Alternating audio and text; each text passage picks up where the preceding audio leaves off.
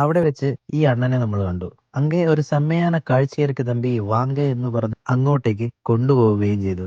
Hello സുഹൃത്തുക്കളെ, welcome to the day 1 of Kerala to Dhanushkodi bike trip. തിരുവനന്തപുരത്ത് നിന്ന് തുടങ്ങി കുളത്തൂപ്പുഴ, തെന്മല, ആര്യങ്കാവ് വഴി തമിഴ്നാട്ടിലേക്ക് കയറിയാണ് ഇന്നത്തെ ഈ ഒരു ധനുഷ്കോടി യാത്ര. അതിരാവിലെ 3 മണിയോടെ യാത്ര ആരംഭിച്ചതിനാൽ നേരം വെളുത്തു തുടങ്ങിയപ്പോഴേക്കും നമ്മൾ തമിഴ്നാട് കടന്നിരുന്നു.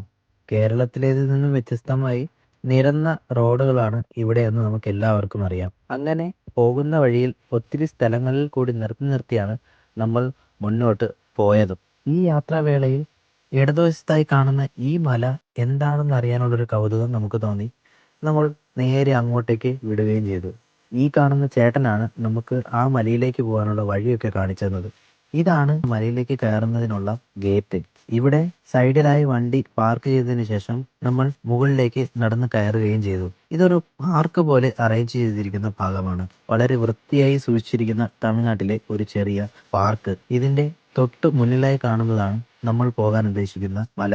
ഉള്ളിലേക്ക് കയറി വന്നപ്പോൾ തന്നെ മല ഏതാണെന്നുള്ളതിന് ഉത്തരം ഈ ബോർഡും തന്നു. കഴുകുമല എന്നതാണ് ഈ സ്ഥലത്തിന്റെ പേര്.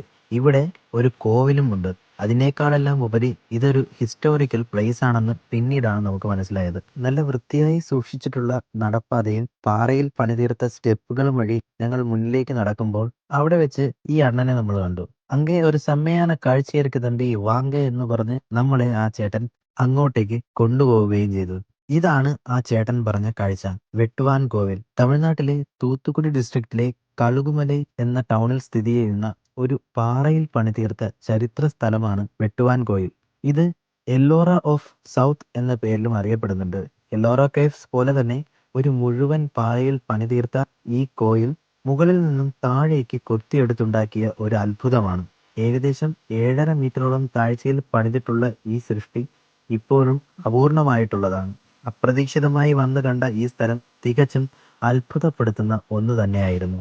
ഈ സ്ഥലത്തെ പറ്റിയുള്ള കൂടുതൽ ചരിത്രം താഴെ കമന്റ് ബോക്സിൽ പിൻ ചെയ്ത് വെച്ചിട്ടുണ്ട്. ഒന്ന് ചെക്കൗട്ട് ചെയ്തോളൂ. യാത്രകൾ ഇവിടെ അവസാനിക്കുന്നില്ല.